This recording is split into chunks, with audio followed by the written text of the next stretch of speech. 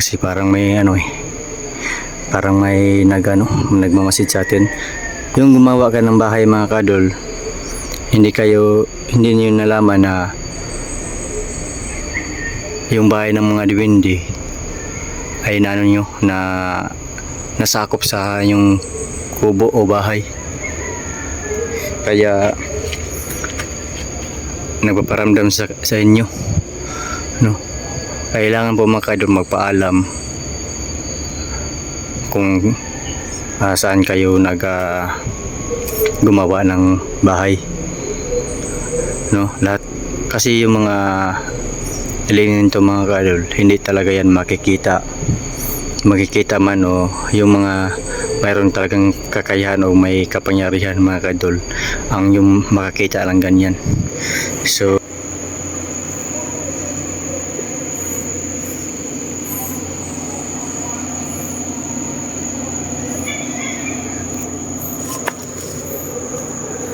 So yan po mga kadol, isang magpalang hapon po sa lahat. Mangkiting Bisip TV po, no? Muling nagbabalik sa pag-explore dito po sa gubat. So yan po, maraming salamat po sa lahat pong nanood sa mga bawat video po natin. Sa lahat pong hindi po nag-skip ng ads, maraming thank you po. So kahit maliit po yung views po natin, may kunting revenue po, no? So kahit may yung income po natin sa bawat video po natin is $4, no? 4 pesos mga kadol, yun na po. So unti-unti po nating iipunin po yan mga kadol. So yun, shoutout sa lahat pong nanood sa mga bawat video po natin. So yun, nandito po tayo sa bundok mga kadol. So yun, so medyo hapon na mga kadol. So ito lang po yung nabigyan po natin time mga kadol. So ngayon doon tayo bababa kunti mga kadol. So maraming thank you po sa lahat at Merry Christmas and advance Happy New Year. So ngayon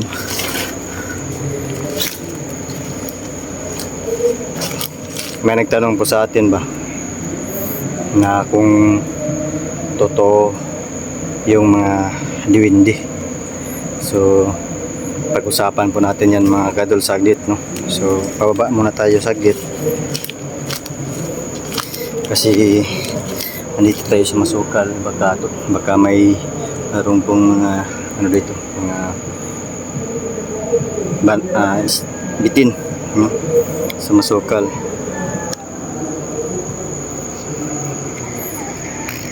Yan, napaka-delikado. So makikita niyo mga kadol, walang mga gumagalaw, walang hangin, walang dahon na gumagalaw. So kapag mayroong gumagalaw ganito, kapag mag-isa lang yung kasama niya ay hindi gumalaw, ganito lang, mag-isa lang, huwag yung talagang hahawakan, no? So, pwede naman niyo lalapitan mga kadol, pero huwag yung hawakan.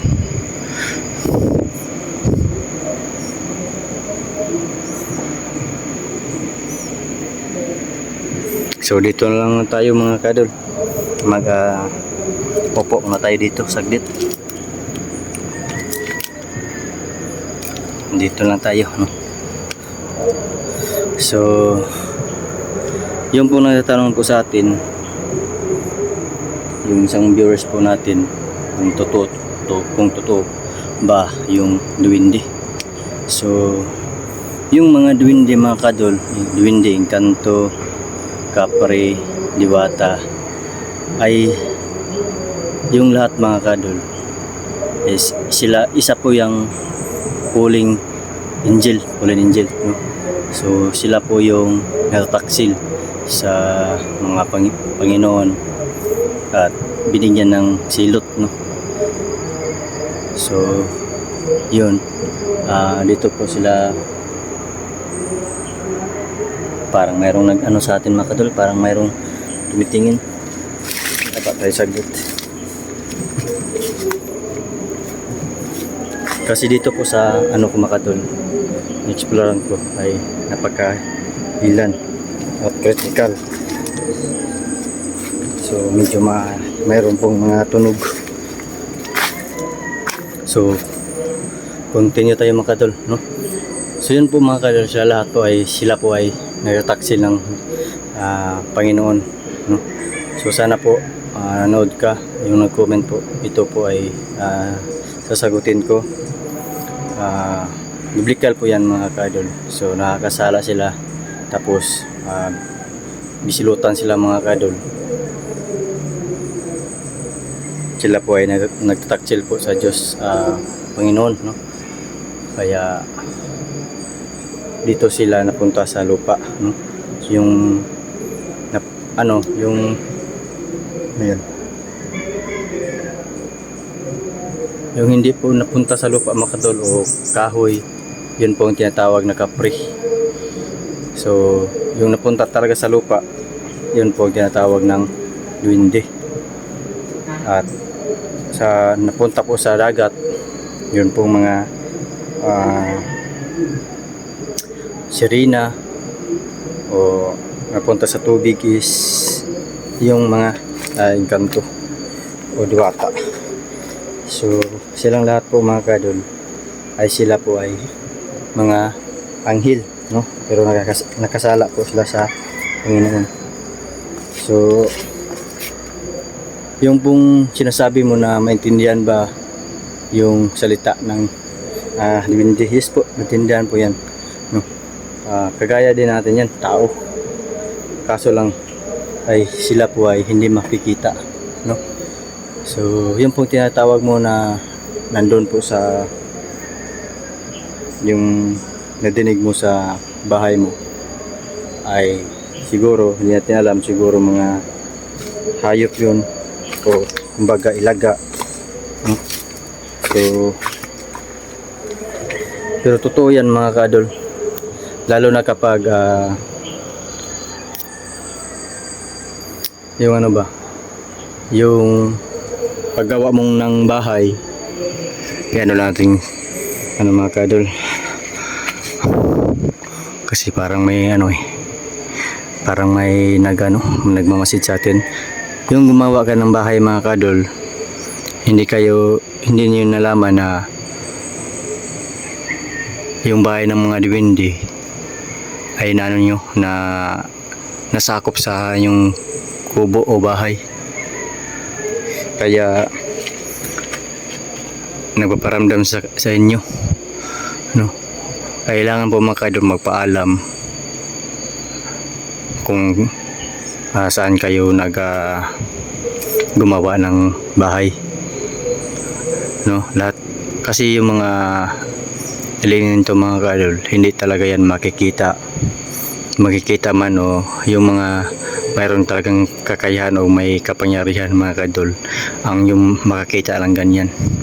So kapag ganyan mga kadol, magpaalam talaga, no? Lalo na kapag mga engkanto,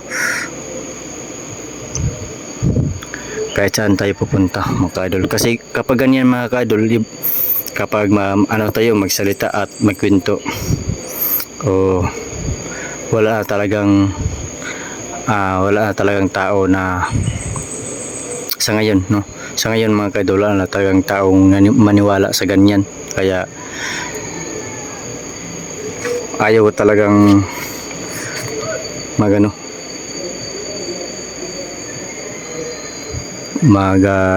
explore na ganyan. So kumbaga is lang tayo dito, exploration, o kung ano talaga yung makikita dito sa paligid o madidinig natin dito sa bundok, no? Kasi ganyan talaga, no? Mayroon talagang nagmamasid sa atin dito, pero hindi ko lang nakikita. So yun mga kadol, kapag ganyan, pwede mo naman yan kaibigan ba, kausapin mo lang kung totoo yung sinasabi mo na mayroong diwindi sa inyo. Maintindihan, hindi man ikaw makaintindi sa mga salita nila, pero sila ay makaintindi po sa salita mo. maintindihan po yung salita mo mga ka-idol sa mga elemento. Kaya tayo hindi tayo masyado makaintindi ng mga salita, no? Pero kapag isipin natin mabuti, maintindihan po natin mga ka-idol. So yun, maraming salamat po sa yung lahat, no? So sana po ay mag-ingat kayo palagi at sana po ay panoorin niyo mabuti. So hindi po natin hindi po natin lahat ipaalam po sa inyo lahat mga ka-idol. So yun lang muna.